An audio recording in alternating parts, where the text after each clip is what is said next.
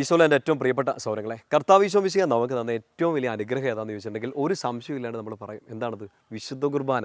ഈശോ ഒത്തിരി സമ്മാനം നമുക്ക് തന്നിട്ടുണ്ട്. ഈശോയുടെ അമ്മ, പരിശുദ്ധ അമ്മ നമുക്ക് തന്നിട്ടുണ്ട്. ഈശോ അപ്പ എന്ന് വിളിച്ച ദൈവത്തെ നമ്മൾ പിതാവേ എന്ന് വിളിക്കുന്നുണ്ട്. ഈശോ വാഗ്ദാനം ചെയ്ത പരിശുദ്ധാത്മാവിനെ നമ്മൾ സ്വീകരിക്കുന്നുണ്ട്. ഈശോയുടെ ശരീരമാകുന്ന സഭയിൽ നമ്മൾ ഭാഗമായിട്ട് നിൽക്കുകയാണ്. ഈശോ തന്ന ഏറ്റവും വലിയ സമ്മാനം ഏതാണെന്ന് ചോദിച്ചാൽ പക്ഷേ നമ്മൾ എന്നാ പറയണം? വിശുദ്ധ കുർബാന. കാരണം ഈശോയുടെ ശരീരവും രക്തവും ഈശോ നമുക്ക് തന്നു. ഈശോ ഏറ്റവും വിലയുള്ളത് നമുക്ക് തന്നു. ആ കുർബാന ഓരോ തവണ നമ്മൾ വിശുദ്ധ കുർബാന അർപ്പിക്കുമ്പോൾ ഈശോയെ സ്വീകരിക്കുന്ന സമയത്ത് എന്താ സംഭവിക്കുന്നത്? ഏറ്റവും വലിയ ഗിഫ്റ്റ് നമുക്ക് കിട്ടുക. യോഹന്നാൻ്റെ സുവിശേഷത്തിൽ 6-ാം അധ്യായം നിങ്ങൾ വായിച്ചിട്ടില്ലേ? വിശുദ്ധ കുർബാനയെക്കുറിച്ച്, നിത്യജീവനെക്കുറിച്ച്, നിത്യജീവൻ്റെ അപ്പം, നിത്യജീവൻ്റെ വചനങ്ങളെക്കുറിച്ചൊക്കെ ഈശോ പറയുന്ന ഒരു സമയത്ത് 6-ാമത്തെ അധ്യായത്തിൽ 56-ാം വാക്യത്തിൽ ഈശോ ഇങ്ങനെ പറയും, ഈ വിശുദ്ധ കുർബാന സ്വീകരിക്കുന്നവന് ലിറ്ററലി ഈശോ എടുത്ത് പറയുകയാണ്, എൻ്റെ ശരീരവും എൻ്റെ രക്തവും സ്വീകരിക്കുന്നവന് എന്നെ കിട്ടുന്നത് ഞാൻ അവനിലും അവൻ എന്നിലും വസിക്കുന്നു. എന്ന് വെച്ചാൽ വിശുദ്ധ കുർബാന സ്വീകരിച്ച ഞാനും നിങ്ങളും ഈശോയെപ്പോലെ ഈശോയിൽ ഒന്നായി തീരുകയാണ്. ഫിലിപ്പിയർക്ക് എഴുതിയ ലേഖനത്തിൽ 3-ാമത്തെ അധ്യായം 7 മുതൽ 9 വരെയുള്ള വാക്യങ്ങളൊക്കെ പൗലോസിലെ പറയുന്നില്ലേ, എൻ്റെ ജീവിതത്തിൻ്റെ ലക്ഷ്യം മുഴുവൻ ഇതാണ്, ബാക്കിയെല്ലാം പോയാലും എനിക്ക് ഈശോയെ നേടണം, ഈശോയിൽ ഒന്നായി തീരണം. അതെവിടെയാണ് സംഭവിക്കുക? വിശുദ്ധ കുർബാനയിൽ. എന്നെ സ്വീകരിക്കുന്നവനെ, എൻ്റെ ശരീരവും രക്തവും ഭക്ഷിക്കുന്നവനിൽ ഞാൻ അവനിലും അവൻ എന്നിലും വസിക്കുന്നു. ഏറ്റവും വിലയുള്ള ഗിഫ്റ്റ് ഈശോ നമുക്ക് തന്നിരിക്കുകയാണ് വിശുദ്ധ കുർബാന, ഈശോയുടെ ശരീരവും രക്തവും. അത് നമ്മൾ എങ്ങനെ അർപ്പിക്കണം? വിലയുള്ളത് നമുക്ക് കിട്ടുമ്പം നമ്മളും വില കൊടുക്കണം. ഏറ്റവും മൂല്യമേറിയത് ഈശോ നമുക്ക് തരുമ്പം നമ്മൾ നന്നായിട്ട് വില കൊടുത്തിട്ട് വേണം ബലിയർപ്പിക്കാൻ വേണ്ടിയിട്ട്. പ്രിയപ്പെട്ട സ്വരങ്ങളെ ചില സമയത്തൊക്കെ നമുക്കിങ്ങനെ ഒരു ടെംപ്റ്റേഷൻ, ഒരു വെല്ലുവിളി, ഒരു പ്രലോഭനം പോലെയൊക്കെ ഇങ്ങനെ വരാം. കുർബാന ഇത്രയും നേരം നീണ്ടു നിൽക്കുന്നില്ലേ, അല്ലെങ്കിൽ ഞാൻ ഉദ്ദേശിച്ച സമയത്തല്ല ബലിയർപ്പണം ആരംഭിക്കുന്നത്, തീരുന്നത്, ചിലപ്പോൾ സമയം കൂടുതലാണ് എന്നൊക്കെ തോന്നി നമ്മളിങ്ങനെ നിൽക്കും. പക്ഷേ ഈശോയുടെ മുമ്പിൽ ബലിയർപ്പിക്കാൻ വേണ്ടി നിൽക്കുമ്പോൾ നമുക്കിപ്പോൾ ഈ ഒരു കാലഘട്ടത്തിൽ ഈശോയുടെ മുമ്പിൽ കൊടുക്കാൻ പറ്റുന്ന ഏറ്റവും വില ഏതാണെന്നറിയോ? നമ്മൾ ഈ വറീഡാവുന്ന, നമ്മൾ ഈ സങ്കടപ്പെടുന്ന നമ്മുടെ സമയം തന്നെയാണ്. നമ്മളൊന്ന് ചിന്തിച്ച് നോക്കിയാൽ ഒരു 24 hours ഉള്ള ഒരു ദിവസം നമ്മൾ എന്തോരം കാര്യങ്ങൾ നമുക്ക് വേണ്ടി മാറ്റിവെക്കുന്നു. എത്രയോ മണിക്കൂറുകൾ, ഒരു സിംഹഭാഗം മണിക്കൂറുകൾ നമ്മൾ നമുക്ക് വേണ്ടി തന്നെയാണ് മാറ്റിവെക്കുന്നത്. നമ്മുടെ ജോലി, നമ്മുടെ പഠനം, നമ്മുടെ വിനോദം, നമ്മുടെ വിശ്രമം എല്ലാം ഉണ്ട്. നമുക്ക് വേണ്ടി നമ്മൾ ഇഷ്ടംപോലെ സമയം മാറ്റിവെക്കുന്നുണ്ട്. എന്നാൽ നമുക്ക് വേണ്ടി നമ്മൾ ഒന്നായി തീരാൻ ആഗ്രഹിക്കുന്ന ഈശോ, ആ ഈശോ ശരീരവും രക്തവും നമുക്ക് തരുന്ന വിശുദ്ധ കുർബാനയ്ക്ക് ചില സമയത്ത് നമുക്ക് ഇങ്ങനെ ഒരു പ്രലോഭനം വന്നേക്കാം. എല്ലാവർക്കും ഇല്ല. അങ്ങനെ വരുന്നുണ്ടെങ്കിൽ ഈ ടോക്ക് നിങ്ങൾക്ക് വേണ്ടി മാത്രമുള്ളതാണ്. ചിലപ്പോൾ നമുക്ക് എല്ലാവർക്കും ആ ഒരു അബദ്ധം പറ്റിപ്പോൾ ഈശോ ഇതന്നെ ഈ സമയത്ത്, ഈശോ ഇതന്നെ ഇത്രയും നേരം, എനിക്ക് നിന്നോട് ഭയങ്കര സ്നേഹമൊക്കെയാണ്, പക്ഷേ ഈശോ വിശുദ്ധ കുർബാന എനിക്ക് ഭയങ്കര അസ്വസ്ഥത ഉണ്ടാക്കുന്നു, ഇത്രയും സമയം പോകുന്നു, ഇത്രയും നേരം നിൽക്കുന്നു, മുട്ടുകുത്തി നിൽക്കുന്നു. എൻ്റെ പ്രിയപ്പെട്ട സ്വരങ്ങളെ, വിലയുള്ളത് ഈശോ തരുമ്പോൾ നമ്മൾ നന്നായിട്ട് വില കൊടുക്കണം. നമുക്ക് ഇന്ന് നമ്മൾ ജീവിക്കുന്ന ഈ സാഹചര്യങ്ങളിൽ ഒട്ടും നമുക്ക് കിട്ടാത്തൊരു ഒരു കാര്യമായിരിക്കും ചിലപ്പോൾ സമയം. പക്ഷേ നമുക്ക് വേണ്ടി ഇഷ്ടംപോലെ സമയം നമ്മൾ മാറ്റി വയ്ക്കുന്നില്ലേ?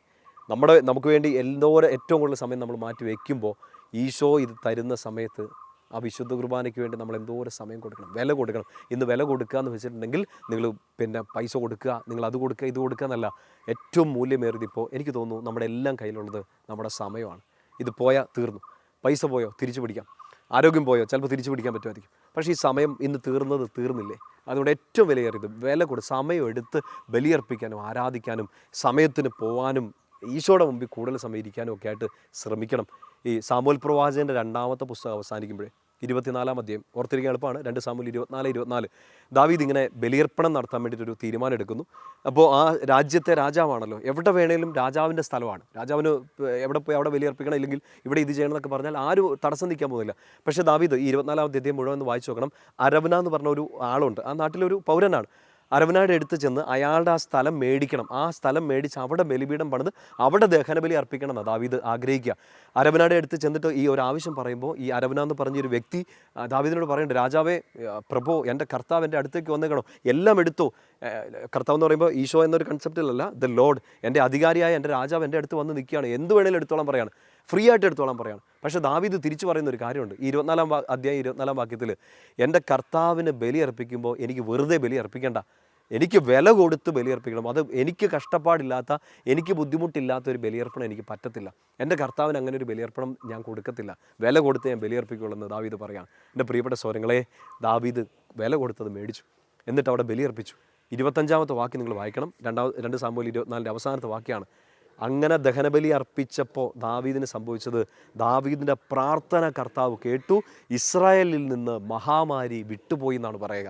അതായത് വെറുതെ ബലിയർപ്പിക്കുകയല്ല, ശ്രദ്ധയില്ലാതെ അശ്രദ്ധമായിട്ട്, ഇല്ലെങ്കിൽ പരാതി പറഞ്ഞുകൊണ്ട് ബലിയർപ്പിക്കുകയല്ല, ഇതെന്താ ഇങ്ങനെയെന്ന് ചോദിച്ചുകൊണ്ടോ, ഇല്ലെങ്കിൽ പല കാര്യങ്ങളും ചിന്തിച്ചുകൊണ്ട് ബലിയർപ്പിക്കുകയല്ല.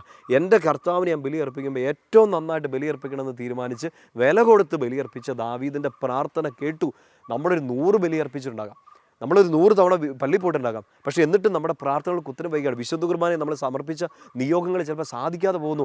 ശ്രദ്ധിക്കേണ്ട ഒരു കാര്യമാണ് എൻ്റെ പ്രിയപ്പെട്ട സഹോദരങ്ങളെ. വില കൊടുക്കുക, വില കൊടുത്ത് ബലിയർപ്പിക്കുക. ബലിയർപ്പിച്ചപ്പോൾ അങ്ങനെ ദഹനബലി അർപ്പിച്ചപ്പോൾ ദാവീദിൻ്റെ പ്രാർത്ഥന കേട്ടു. 10 ദിവസം കഴിഞ്ഞിട്ടല്ല, കേട്ടു. ഇസ്രായേലിൽ നിന്ന് മഹാമാരി വിട്ടുപോയി. ഒരു വലിയ പ്രതിസന്ധി മാറിക്കിട്ടി. നമുക്ക് തിരുസഭയിൽ നമുക്ക് ഈശോയുടെ മക്കൾക്ക് ഏറ്റവും കൂടുതൽ പ്രാർത്ഥനകൾ സമർപ്പിക്കാനുള്ള ഏറ്റവും നല്ല ആരാധനയാണ് വിശുദ്ധ കുർബാന.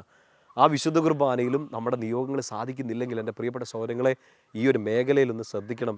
പരാതികളോടെ, അശ്രദ്ധയോടെ, അത്ര പ്രാധാന്യം കൊടുക്കാതെ, മൂല്യം കൊടുക്കാതെയാണ് നമ്മൾ ബലിയർപ്പിക്കുന്നതെങ്കിൽ പ്രാർത്ഥനകൾക്ക് ഉത്തരം വൈകും. വലിയ മഹാമാരി മാറാൻ, വലിയ സങ്കടം മാറാൻ നമ്മൾ പ്രാർത്ഥിച്ചിട്ടും ഉത്തരം വൈകും. ഒറ്റ കാരണം, വില ഉള്ളത് ഈശോ തരുമ്പോൾ വില കൊടുത്ത് നമ്മൾ ആ ബലിയർപ്പിക്കണം. ഈശോയുടെ നാമം നിങ്ങളെ ശക്തിപ്പെടുത്തട്ടെ. അടുത്ത വിശുദ്ധ കുർബാന ഏറ്റവും അനുഗ്രഹത്തോടെ അർപ്പിക്കാൻ, ആ വിശുദ്ധ കുർബാനയിൽ നിങ്ങൾ ഈശോയെ ആരാധിക്കുമ്പോൾ നിങ്ങളുടെ ജീവിതത്തിൻ്റെ മുമ്പിൽ തടസ്സമായി നിൽക്കുന്ന മഹാമാരികൾ മാറാൻ കർത്താവ് നേരിട്ടിറങ്ങി ഇടപെടട്ടെ. ഏറ്റവും വലിയ അത്ഭുതമായ ഈശോ നിൻ്റെ ഉള്ളിലേക്ക് വരികയും നീ ഈശോയിൽ ഒന്നായി തീരുകയും ചെയ്യുന്ന ഒരു അനുഭവം അടുത്ത വിശുദ്ധ കുർബാനയിൽ ഇനിയുള്ള എല്ലാ വിശുദ്ധ ബലിയർപ്പണത്തിലും ഉണ്ടാവട്ടെ. വിലയുള്ളത് ഈശോ തരുന്നു, വില കൊടുത്തത് മേടിക്കുക. കർത്താവിൻ്റെ നാമം നിങ്ങളെ ശക്തിപ്പെടുത്തട്ടെ. പിതാവിൻ്റെയും പുത്രൻ്റെയും പരിശുദ്ധാത്മാവിൻ്റെയും നാമത്തിൽ ആമേൻ.